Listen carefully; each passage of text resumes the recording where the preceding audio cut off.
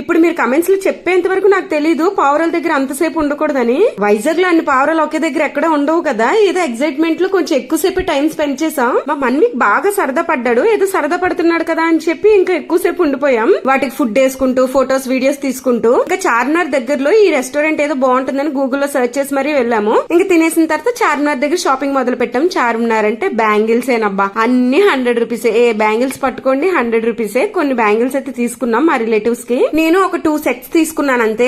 ఇంతకీ హైదరాబాద్ లో ఎందుకు హాల్ట్ అయ్యామో చెప్పలేదు కదా. మా అమ్మ ఎప్పుడు హైదరాబాద్ చూడలేదు, అయితే ఇల్లు లేదా టెంపుల్స్ ఇవే ప్రపంచం అనమాట మా అమ్మకి. ఎలాగో మాకు డైరెక్ట్ ట్రైన్స్ అయితే అవైలబిలిటీలో లేవు, సో ఖచ్చితంగా హైదరాబాద్ లో అయితే దిగాలి. అమ్మ ఎలాగో చూడలేదు కాబట్టి కొన్ని ప్లేసెస్ అయినా చూపిద్దామని ఇలా ప్లాన్ చేసాము. వెళ్ళక ముందు వరకు చాలా ఐటమ్స్ కొనుక్కుందాం అనుకున్నాను, కానీ వెళ్ళిన తర్వాత అసలు ఏం కొనలేకపోయాను. ఫుల్ ఎండ అబ్బా. అదృష్టం ఏంటంటే ఆ ముందు రోజు వరకు కూడా హైదరాబాద్ లో ఫుల్ గా వర్షాలు. మేము వెళ్ళిన రోజు మాత్రం ఎండ కాసింది. ఆ విషయంలో నిజంగా అదృష్టవంతులం. కనీసం ఆ 2-3 ప్లేసెస్ అయినా చూడగలిసాం అంతే. ఇంక వీడియో బాయ్.